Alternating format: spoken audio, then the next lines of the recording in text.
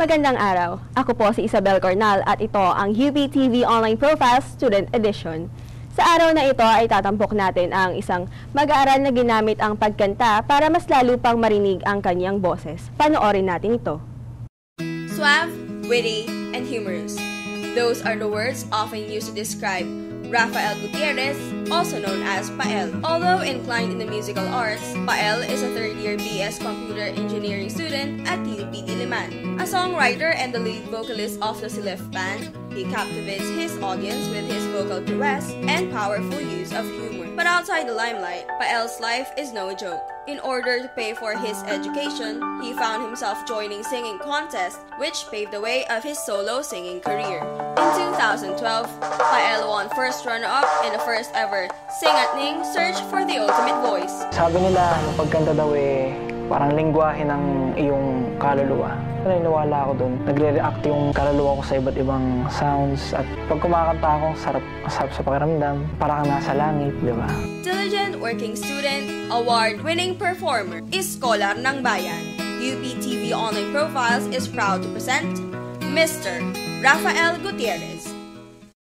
At kasama nga natin ngayon si Rafael Gutierrez. Rafael, good morning at maraming salamat sa pagpapaunlak sa aming imbitasyon ngayon.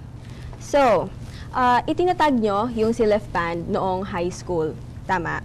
At ngayon, paano mo nakita yung pagtatatag ng isang banda at pagkanta bilang isang venue para ma-express mo ang iyong sarili? Actually, inimbitahan lang ako ng kasama ko, ng kaibigan ko si Daryl Shelo.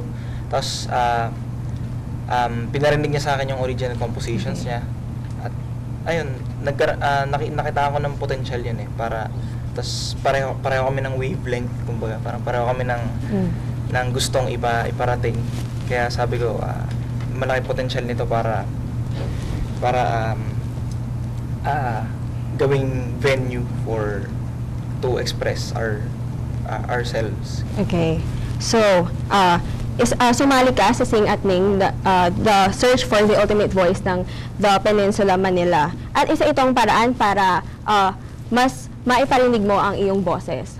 But between being a band vocalist and a solo singer, saan mo, alin dito sa dalawang ito, mas nai-enjoy mo yung sarili mo at mas naipapahayag mo yung iyong sarili? Actually, pareho lang Pareho lang sila. Pero gusto ko kasi gusto ko kumanta and gusto kong kantahin yung mga songs na originally composed by me or by my friend. So siguro sa banda ko doon sa ganong so at the end of the day, band vocalist yung pipiliin mo, no? So you recently wrote your first composition which is entitled Wala Nang Hahanapin Pa. Can you tell us what the song is about? Tungkol siya sa first stages ng parang ligawan. Okay. Tapos after nun, ngayon, naging sila na. Tapos the feeling na ayan, tayo na pala, saya-saya, etc. So, pwede bang sabihin sa amin ano yung pinagkaiba ng pagkanta ng sarili mong komposisyon sa pagkanta ng kanta lang ng ibang artists? Fulfilling siya kasi alam mong sayong-sayo yung kanta. Alam mong sayong-sayo yung kanta. Tapos sa'yo nang galing yung music, sa'yo nang galing yung lyrics. Parang fulfilling siya for a musician na kantahin yun. Do you have any, in the future, babalak mo bang gawing, gumawa ng sariling album, ganun? Of course, di ba? Pangarap naman na ata siguro ng bawat musician yun na magkaroon ng sarili nilang album. Okay. So mga kaibigan, kami ay magbabalik. Kumaganda pa lamang ang ating usapan dito. Ito ang UPTV Online Profiles Student Edition.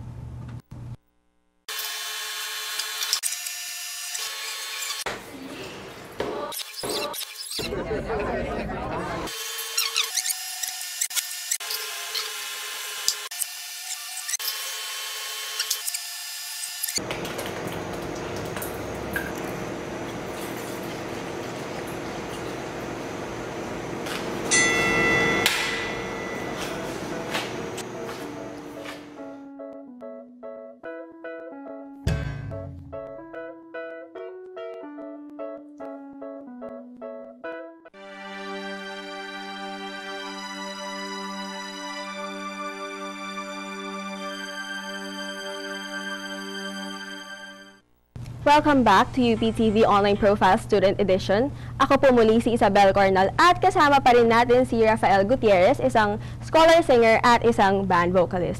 So Rafael, kanina pinag-usapan natin yung pagiging isa mong band vocalist, solo singer at composer. Now let's take the conversation into something deeper about your life and the search for your ultimate voice. So based on your personal story, no, you're an illegitimate child. Paano nito naapektuhan yung pagnanais na mas marinig pa yung boses, ang iyong pagkanta? Well, actually, ewan ko kung sa akin lang yun. Pero sa akin kasi walang bearing yung kung illegitimate child ka or hindi. Ang mahalaga kasi sa akin yung yung passion mo eh. Kung gaano mo ka gusto yung isang bagay, kahit ano pa yung background mo. Hindi na mahalaga sa akin yun eh. Hindi mahalaga. So walang effect siya whatsoever. So it's just your drive to sing, to express yourself through music. Tama ba? Yes. So, how has music changed your life? Anong papel yung ginampanan nito para ma-express mo yung sarili mo, to send your message out there? Dati kasi masyadong mahiyain. Tsaka medyo loner ako eh. Medyo antisok ako nun. So, ayun, paano ba? Parang lumabas yung ako through music. Nawala yung mga takot ko, yung hiya ko. Through music, kumapal mukha ako, kumbaga. Parang ganun. So through music, you were able to, to come out, to know yourself better. Yes. So, you are a third-year computer engineering student and a singer, no? A singing engineer, kumbaga.